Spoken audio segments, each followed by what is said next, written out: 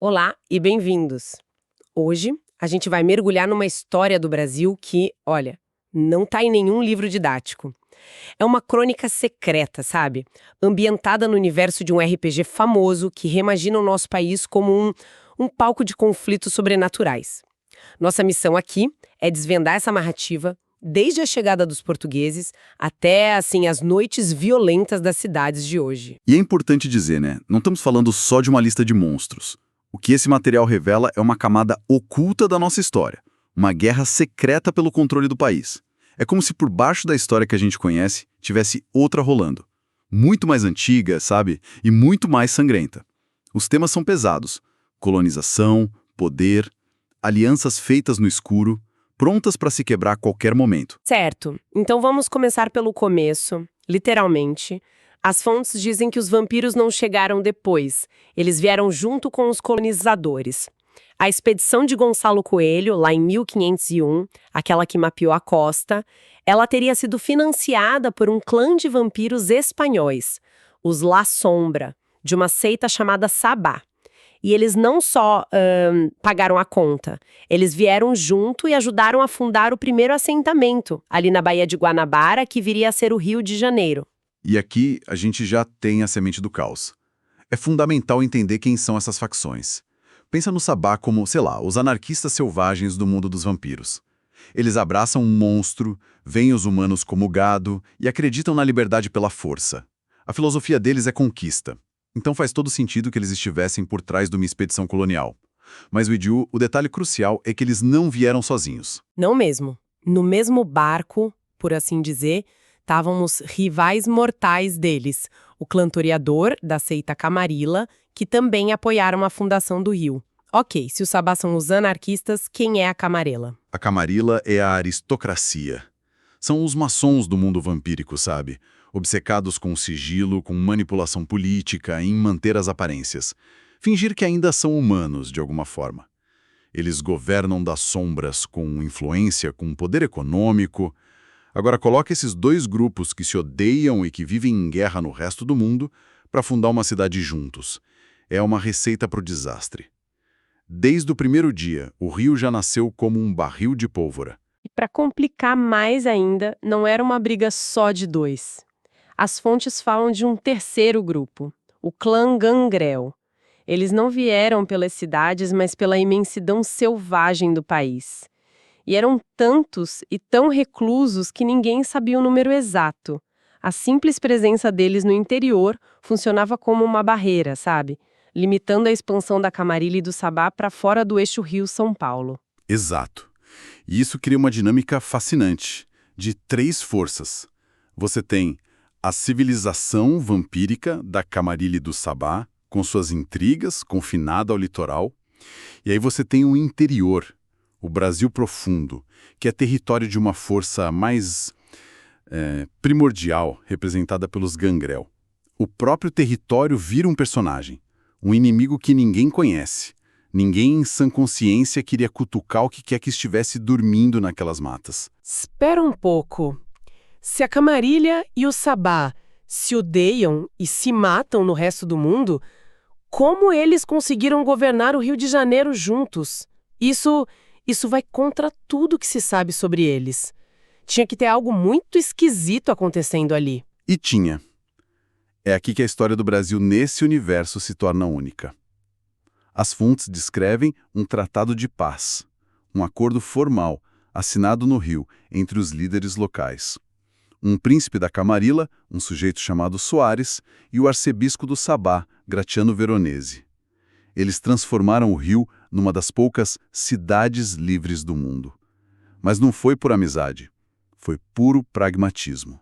Que tipo de pragmatismo faria inimigos mortais dividirem uma cidade? Aparentemente o Rio era simplesmente rico demais em recursos, entenda-se pessoas. Para qualquer um dos lados deixar uma guerra aberta destruir tudo. Eles perceberam que poderiam se banquetear muito mais se concordassem em não se matar. Pelo menos não abertamente, né? Criaram um governo duplo, uma espécie de Suíça com presas, onde a regra era clara. Faça o que quiser, desde que não ameace o nosso controle. E eles até criaram uma lei para isso, a Lei do Carnaval, que permitia que membros de seitas inimigas fizessem negócios, trocassem favores. O nome já diz tudo, né? O nome é genial. Ele captura perfeitamente essa ideia de suspensão das regras, de inimigos dançando juntos, mas com uma faca escondida nas costas. É a cara do Rio nesse cenário. Uma festa linda e mortal. A cidade virou um paraíso para vampiros. A população enorme, a violência cotidiana, tudo isso tornava muito fácil caçar e esconder os rastros. Mas era um paraíso com um preço. Vampiros novos que chegavam sem convite eram caçados e destruídos para manter o equilíbrio de poder. Era uma guerra fria disfarçada de festa. Com todo esse caos no Rio, a gente se pergunta se algum vampiro tentou uma estratégia diferente, algo mais discreto. E parece que a fonte aponta para isso, mas num lugar bem inesperado. A construção de Brasília. Sim, enquanto o Rio fervia nesse caldeirão, outro clã, os Nosferatu, viu uma oportunidade de ouro. Os Nosferatu são os sobreviventes, os párias do mundo vampírico. Vivem nos esgotos, são mestres da informação do sigilo e em 1957, enquanto os humanos construíam uma capital do zero no meio do nada, os Nosferatu construíram o próprio império por baixo dela. Uma fortaleza subterrânea, gigantesca. Mas por que lá? O que eles estavam buscando? Proteção. As fontes são meio enigmáticas, mas mencionam que os Nosferatus estavam fugindo de algo. Uma ameaça ancestral e poderosa do interior do país, descrita só como aquela que grita nas florestas. Eles não queriam poder pelo poder, como no Rio. Eles queriam um bunker.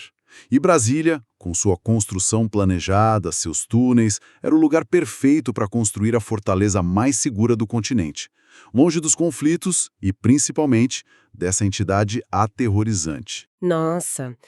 Ou seja, enquanto uns festejavam no caos do Rio, outros se enterravam no Planalto Central por puro medo. E falando no caos do Rio, uma hora a conta ia chegar. Tanta imprudência não podia passar despercebida para sempre. E não passou. Em 1980, o governo brasileiro, ou uma facção dentro dele, cria o BOS, Batalhão de Operações Especiais Secretas. Basicamente, caçadores de vampiros financiados pelo Estado. Eles começaram como uma agência de inteligência para compartilhar informações sobre atividades estranhas, mas rapidamente se tornaram uma força de ataque muito eficaz. E pelo que eu entendi, eles ficaram bons nisso. Bons até demais. Exato. O BOS ficou tão poderoso que se juntou a uma coalizão global de caçadores e começou a exportar seus métodos para a América Latina, para a África lusófona. E o ponto de virada, segundo as fontes, é quando eles assumem o controle do BOP do mundo real. A partir daí, o Rio de Janeiro vira uma zona de guerra declarada. A polícia de elite, que já era temida pelos mortais, vira uma máquina de extermínio de vampiros, especialmente os mais jovens, mais fracos. Eles viraram presa fácil nas favelas. A festa no Rio estava prestes a acabar, e de forma bem sangrenta. E o golpe de misericórdia nessa paz precária veio de fora. A fonte fala de um evento global, a tal Cruzada de Higiena. O Sabá decide mandar suas tropas para lutar no Oriente Médio, mas eles não confiavam na Camarilla para não tomar o território deles no Rio, então eles prepararam uma surpresa de despedida. E é uma estratégia que define perfeitamente o Sabá. Não defenda seu castelo, encha-o de armadilhas. Antes de partir, eles criaram em massa, centenas de vampiros novos, de sangue fraco, descartáveis, os chamados sangue fracos, e simplesmente os enterraram em valas comuns pela cidade. Que plano bizarro! Qual era a lógica por trás disso? A lógica era puro caos. O plano era: quando a Camarilla invadir nosso território, esses recém-criados vão despertar, famintos, desesperados, sem controle. Eles não iam vencer a guerra, mas iam sangrar tanto o inimigo que, quando o Sabá voltasse, a reconquista seria fácil. Era uma tática de terra arrasada. Mas isso não parece incrivelmente arriscado? Deixar um exército de recém-criados sem supervisão? Parece uma aposta que só uma seita tão arrogante quanto o Sabá faria. E a aposta não deu certo. O plano deu espetacularmente errado. Os sangue fracos despertaram sim, mas eles não tinham nenhuma lealdade ao Sabá, que os tratou como lixo descartável. Eles tinham uma mentalidade própria, descrita como jovem e revolucionária. Eles não viraram bucha de canhão, eles viraram uma facção própria e tomaram a cidade para eles. A fonte usa uma analogia ótima. Uma abelha sozinha é fraca, mas um enxame é mortal. E quando Sabá finalmente voltou, encontrou seu território dominado por essa revolução de filhos renegados. Imagina o caos. Um caos absoluto. Isso explode numa guerra civil de 3 lados. De um lado, o Sabá, tentando retomar o poder. Do outro, os sangue fracos, lutando por sua independência. E no meio, a Camarilla, que tinha invadido e ficou presa no fogo cruzado. E como terminou essa guerra? De negociação, e essa teimosia foi a ruína deles. Quando o BOP, controlado pelos caçadores, decidiu intervir, eles miraram na ameaça mais visível, mais barulhenta, que eram os sangue fracos. Foram exterminados. Que história trágica! Mas o Brasil sobrenatural não tem só vampiros, certo? As fontes também mencionam lobisomens, os garô. Sim, e eles têm um papel fundamental principalmente na Amazônia. A floresta é o território sagrado deles. Lá eles travam uma guerra que parece perdida contra a Pentex, uma megacorporação que, no cenário, é a personificação da ganância, da destruição ambiental. É uma luta ecológica com garras e presas. Mas eles não estão só na floresta. Tem um grupo que mantém um refúgio secreto no Morro do Corcovado, bem no coração do Rio de Janeiro. E além dos lobisomens, parece que tem coisas ainda mais estranhas saindo da mata. Definitivamente. Com o avanço do desmatamento, as fontes falam de relatos cada vez mais frequentes de criaturas bizarras migrando para perto das cidades. A descrição mais comum é de seres que parecem uma mistura de homem e morcego, que voam à noite. E o mais assustador: há rumores de que eles preferem caçar o sangue de outros vampiros. O conselho para qualquer vampiro é unânime: fique longe das matas. O perigo ali não vem só dos garô, vem de coisas mais antigas e mais famintas. Sabe, toda essa história, o plano do Sabá que deu errado, os sangue fracos perdendo por pura teimosia, isso me leva a uma reflexão final que a fonte traz, que não é sobre a história em si, mas sobre como a gente lida com histórias. Sim, a parte final do material muda o foco e faz uma crítica interessante a uma certa mentalidade de jogadores de RPG. A obsessão por meta-builds. É a ideia de criar um personagem perfeitamente otimizado, sabe? Usando o conhecimento de fora do jogo para montar a ficha perfeita. O personagem que nunca falha. Uma mentalidade importada de videogames competitivos, né? Onde o objetivo é vencer da forma mais eficiente. Mas o autor da fonte argumenta que isso vai contra a alma de um jogo de contar histórias. Exatamente. O argumento é que a essência da experiência não é evitar as dificuldades, mas abraçá-las. As falhas, as fraquezas, os planos que dão errado. Não são erros do jogador, são o motor da história. Um personagem invencível não tem uma jornada, ele tem uma lista de tarefas, entende? É a vulnerabilidade que gera tensão, drama e, no final, uma experiência memorável. A cooperação surge da necessidade de um personagem compensar as fraquezas do outro. E isso se conecta perfeitamente com a história que a gente acabou de ver. A narrativa do Rio é fascinante justamente por causa das falhas.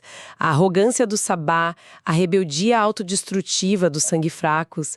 Um personagem perfeitamente otimizado jamais teria cometido esses erros, e a história seria infinitamente mais pobre por isso. É a imperfeição que torna a história humana, ou, neste caso, inumana, mas ainda assim relacionável nas suas falhas. Resumindo, então, o que a gente viu hoje foi uma crônica secreta do Brasil, onde a colonização foi financiada por vampiros, o Rio de Janeiro se tornou um experimento social mortal e Brasília foi construída sobre um bunker apocalíptico. E para além das cidades e das suas guerras, a gente viu que a imensidão selvagem do país guarda seus próprios horrores. Os conflitos são em camadas, seita contra seita, imortais contra mortais e todos eles contra forças ancestrais que o progresso está, sem querer, despertando. E para terminar, a reflexão que fica não é sobre vampiros ou lobisomens, mas sobre como a gente se envolve com as narrativas. As fontes nos deixam com uma pergunta: o que a gente perde quando o nosso único objetivo é encontrar o caminho mais eficiente, a solução perfeita? Isso vai além do jogo. Em que outras áreas da vida essa busca pela ficha perfeita pode estar nos roubando a riqueza da experiência, com todas as suas falhas, desvios e surpresas?